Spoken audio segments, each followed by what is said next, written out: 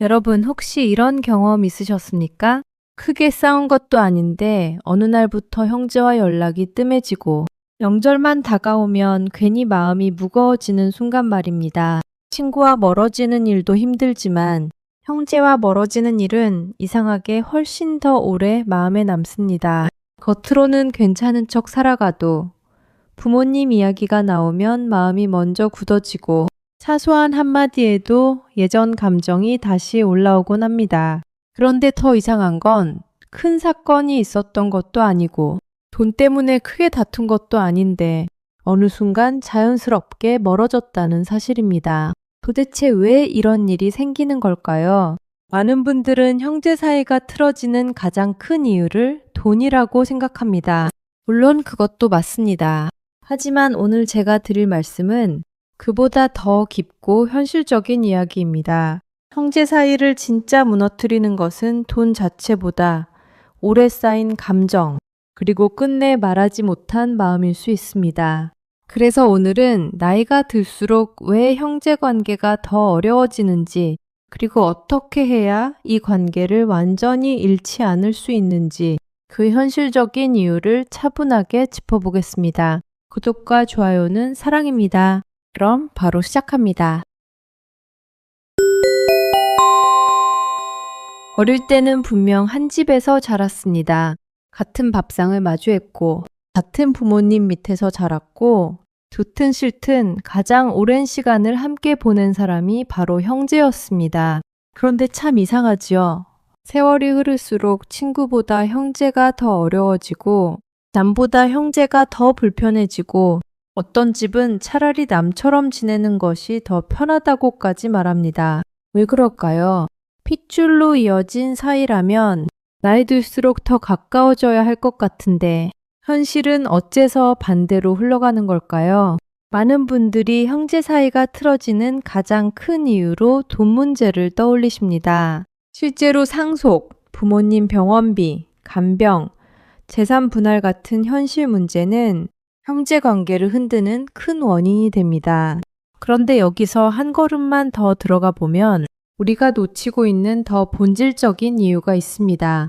형제 사이를 진짜 무너뜨리는 것은 돈 그 자체가 아니라 돈을 둘러싸고 터져나오는 감정일 때가 많다는 것입니다. 서운함, 비교, 억울함, 인정받지 못했다는 마음, 그리고 나는 참고 살았는데 왜 나만 손해보는 것 같으냐는 감정. 바로 이런 것들이 형제 관계를 가장 깊게 흔듭니다. 여기서 이 말을 꼭 드리고 싶습니다. 가장 가까운 사이는 가장 쉽게 상처 주는 사이가 아니라 가장 조심해서 말해야 하는 사이다. 형제는 바로 그런 관계입니다. 가까우니까 함부로 말하기 쉽고 또 가까우니까 그 말이 더 깊이 박힙니다.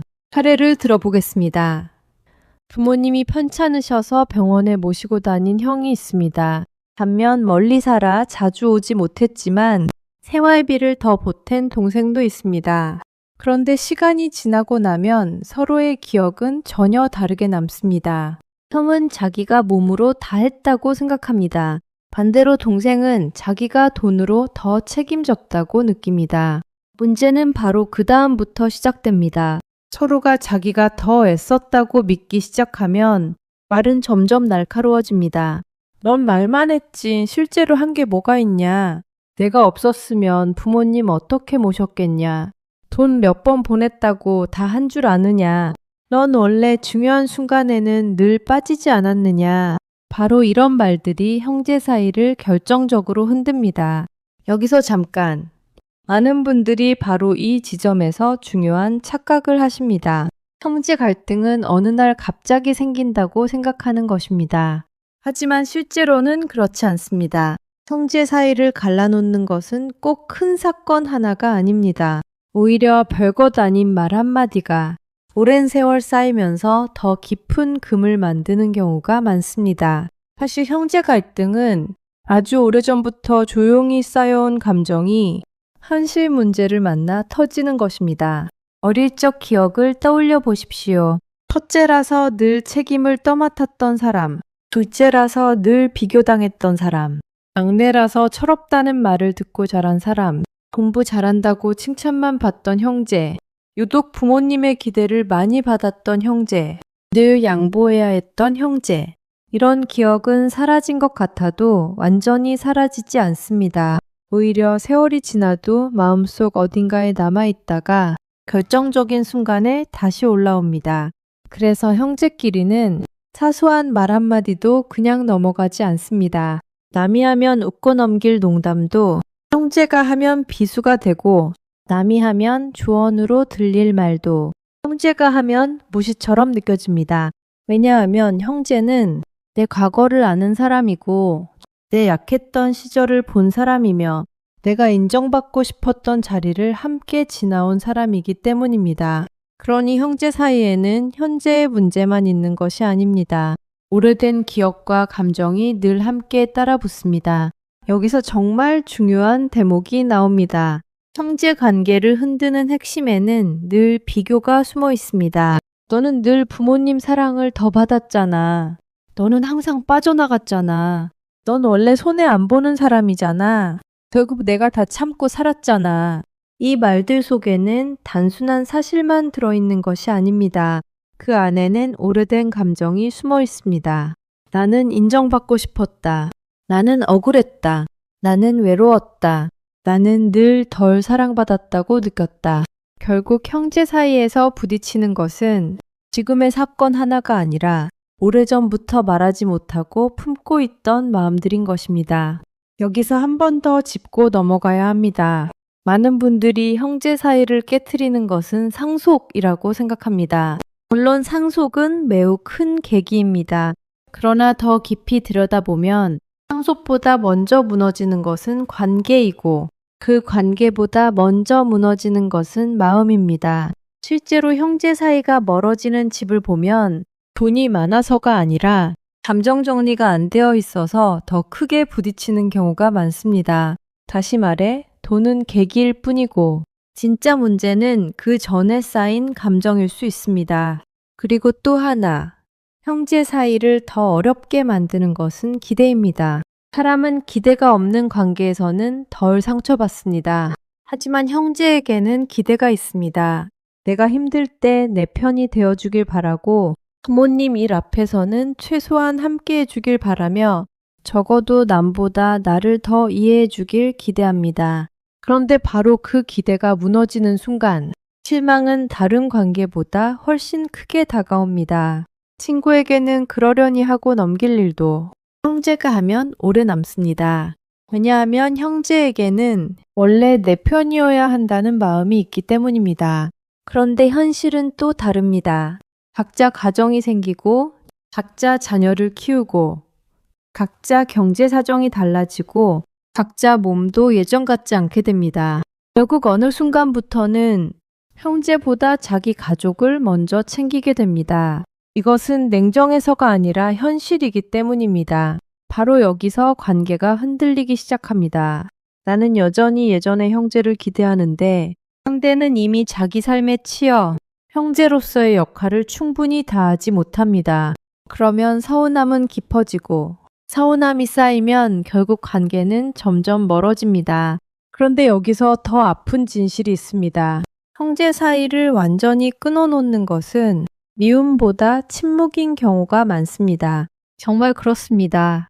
크게 싸운 집보다 아무 말 없이 연락이 줄어든 집이 더 많습니다. 서운한데 말하지 않고, 억울한데 참아버리고, 화가 나는데 티를 안 내고 대신 거리를 두는 것입니다. 처음에는 아주 조용합니다.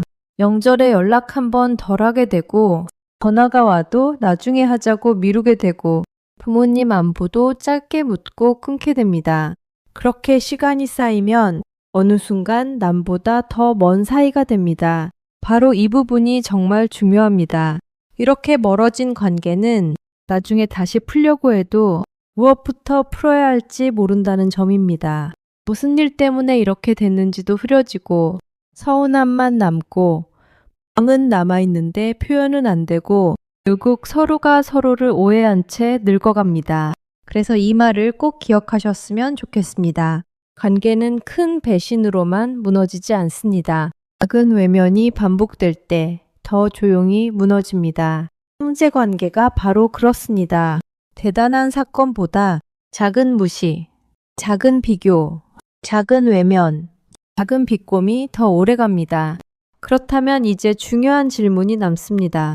어떻게 해야 할까요? 형제와 다시 예전처럼 친해질 수 있을까요? 안타깝지만 모든 경우에 그렇다고 말씀드릴 수는 없습니다. 상처가 너무 깊은 관계도 있고 오히려 거리를 두는 것이 더 나은 관계도 있습니다. 그렇지만 분명한 것은 있습니다. 형제 사이를 덜 아프게 만드는 방법은 있다는 것입니다. 첫째, 과거를 현재 문제에 끌고 오지 말아야 합니다. 지금 부모님 문제를 이야기하는데 어릴 때부터 넌 늘 그랬다는 말이 나오기 시작하면 대화는 절대 풀리지 않습니다. 그러므로 지금의 문제는 지금의 문제로만 다뤄야 합니다. 둘째, 누가 더 힘들었는지 겨루지 말아야 합니다. 나는 몸이 힘들었고 상대는 돈이 힘들었을 수 있습니다. 고생의 모양이 다를 뿐인데 누가 더 희생했는지를 따지기 시작하면 관계는 점점 재판처럼 변합니다. 셋째, 서운함을 돌려 말하지 말아야 합니다. 비꼬는 말은 순간적으로는 시원할지 몰라도 관계는 더 멀어집니다. 그러므로 너는 왜 맨날 그러냐고 몰아붙이기보다 나는 이 부분이 서운했다고 차분히 말하는 편이 훨씬 낫습니다. 넷째, 기대를 조금 내려놓아야 합니다. 형제라고 해서 항상 내 마음을 완벽히 알아줄 수는 없습니다. 오히려 기대가 줄면 서운함도 줄고 작은 배려가 더 크게 느껴질 수 있습니다. 다섯째, 무조건 가까워지는 것만이 정답은 아니라는 점을 알아야 합니다. 자주 만나지 않아도 괜찮습니다. 다만 만났을 때 서로를 덜 다치게 하면 됩니다. 사실 그것도 충분히 지켜낸 관계입니다.